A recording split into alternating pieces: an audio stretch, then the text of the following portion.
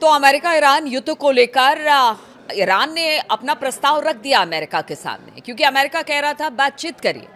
Iran ने कहा ठीक है बातचीत करेंगे, लेकिन हमारी शर्तों के आधार पर बातचीत करेंगे। शुरुआत हॉर्मुज से होगी और ईरान ने इसे लेकर एक प्रस्ताव अमेरिका के सामने भेज दिया।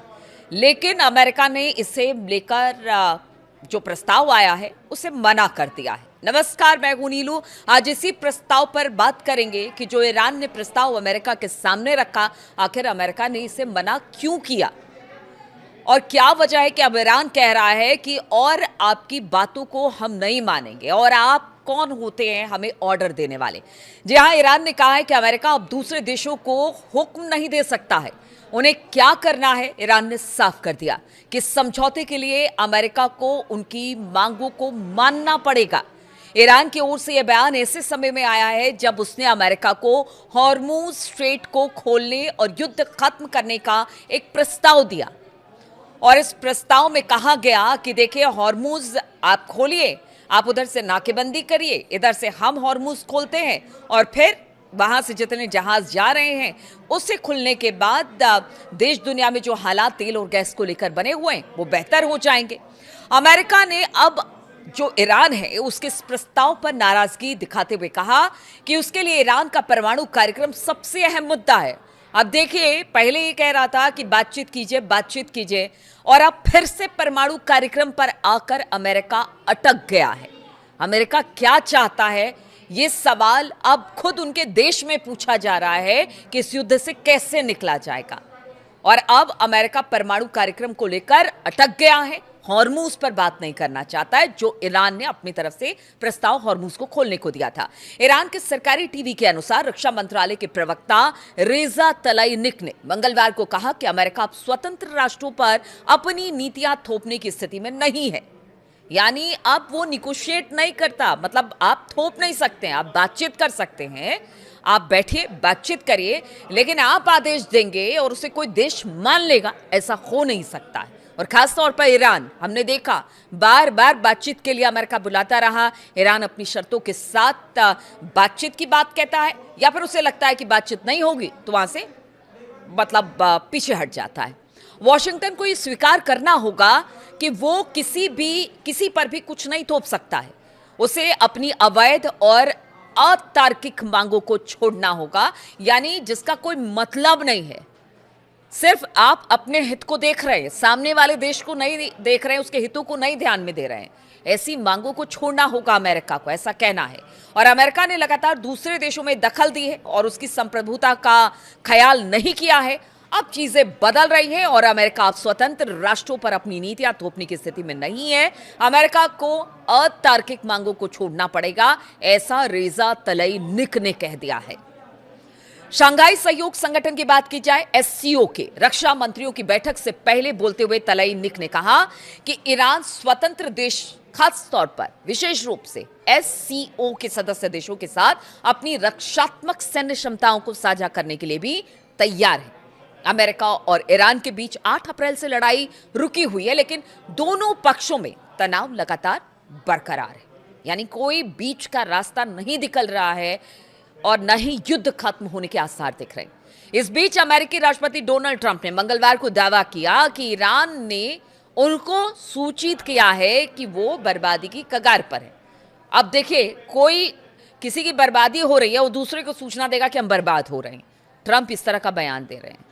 ट्रंप का कहना है, उन्होंने जो सोशल मीडिया पर एक पोस्ट किया ट्रुथ पर, उन्होंने कहा कि ईरानी चाहते हैं कि हम ये जल्द से जल्द हॉर्मुज स्ट्रीट को खोल दें, क्योंकि वो अपने नेतृत्व को लेकर स्थिति स्पष्ट करने की कोशिश कर रहे हैं। अमेरिकी विदेश मंत्री मार्को रूबियो ने स्पष्ट किया कि ईरान को परमाणु हथियार बनाने से रोकना अभी भी सबसे महत्वपूर्ण मुद्दा है।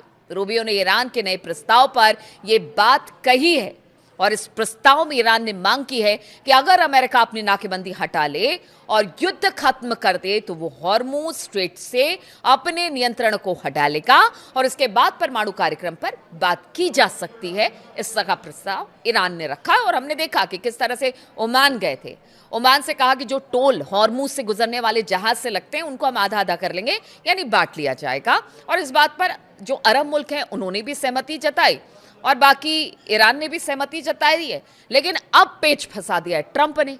उनका कहना नहीं, पहले परमाणु पर बात करो, परमाणु कार्यक्रम पर बात करना ज्यादा जरूरी है, हॉर्मूज हम बाद में देखेंगे। और ये नहीं समझते हैं कि अगर हॉर्मूज नहीं खुला तो आगे वाले अगर 15 दिन 1 महीने तक हॉर्मूज नहीं खुला तो पूरी दुनिया में हाहाकार मच जाएगा। जितने भी गैस हैं, तेल है, उनकी किल्लत पूरी दुनिया में होने लगेगी। जहाज रुक जाएंगे, ट्रांसपोर्ट रुक जाएगा, परिवहन रुक जाएगा, सभी चीजों के दाम बढ़ जाएंगे। ये अमेरिका को नहीं पता है और अमेरिका को लगता है कि अमेरिका में ऐसा कुछ नहीं होगा। लेकिन आप समझिए कि अमेरिका में बड़ा असर इसका देखने को मिलेगा। और नवंबर में तो चुनाव में जाने वाले हैं ट्रंप, और अगर वहां पर हार होती है तो फिर आप सोचिए कि उनके साथ क्या होगा। तो पता नहीं ट्रंप क्या सोच रहे हैं। उनकी खुद पार्टी ये कह रही है कि ट्रंप को अब चाहिए कि इस युद्ध से निकल जाए। मार्को रूबियो ने कहा कि अगर ईरान में मौजूदा शासन बना रहता है तो वो भविष्य में परमाणु हथियार जरूर हासिल करना चाहेंगे। ऐसे में असली समस्या का समाधान अभी भी बाकी है और यही मुख्य मुद्दा है। उन्होंने जोर देकर कहा कि ऐसा समझौता होना चाहिए जो ईरान को किसी भी स्थिति में परमाणु हथियार हासिल करने से रोक सके। अब देखिए, अमेरिका यहां पर सोच रहा है कि अगर उनके तेलों को रोक दिया जा रहा है, नाकेबंदी कर दी जा रही है, तो एक वक्त जिस तरह से कहा कि उनकी तेल पाइपलाइन फट जाएगी, उनको बहुत ज्यादा ईरान को नुकसान हो रहा है। ये सब जानते हैं कि तेल का वहां से तेल के जहाज नहीं गुजर रहे हैं, अलग अलग देशों में जा रहे हैं, तो इसका भारी नुकसान ईरान को हो रहा है। रोजाना कई सौ करोड़ का नुकसान है उनको, और ऐसे में ईरान की अर्थव्यवस्था चरमराएगी। तो क्या सिर्फ यही सोच के साथ ट्रंप बैठे हुए हैं कि ईरान को इस तरह से तोड़ा जाए? लेकिन ये नहीं देख रहे हैं कि ईरान अगर इस बीच में कुछ करता है या ईरान की इकोनॉमी खराब करती है और ईरान भी अब अड़ जाता है कि नहीं हॉर्मूज नहीं खुलेगा, फिर 15 दिन 1 महीने के बाद होगा क्या? तो ट्रंप ये सारी बातों को नहीं समझ रहे हैं या समझकर नासमझ बने हुए हैं। सब यही सवाल कर रहे हैं कि ट्रंप को अब चाहिए कि इस युद्ध में जो प्रस्ताव ईरान की तरफ से आया है उसको मान ले और जो हॉर्मूज का संकट है उसे खत्म करें और वहां से जो जहाज है उसे गुजरने दें, जिससे पूरी दुनिया में जो हाहाकार गैस और तेल का बना हुआ है वो संकट खत्म हो। लेकिन ट्रंप है, वो जो चाहेंगे वही करेंगे, भले उसमें अमेरिका का नुकसान हो, खुद अपना भी नुकसान, आगे आने वाले दिनों में उनका भी नुकसान होने वाला है, लेकिन वो नहीं देख पा रहे हैं। अब देखना होगा जो अरब मुल्क है जिनमें सहमति बन गई थी कि चलो ठीक है, जो अब ईरान प्रस्ताव रख रहा है उसे मान लिया जाए, तो क्या ऐसा होगा? और अगर ऐसा नहीं होता है तो फिर ईरान कह रहा है कि फिर हम देखेंगे कि हमें क्या करना है अमेरिका के साथ स्ट्रेट ऑफ हॉर्मूज में, उसके आसपास के इलाके में लड़ाई को लेकर। चलिए, बहुत बहुत शुक्रिया मेरे साथ इस वीडियो में शामिल होने के लिए।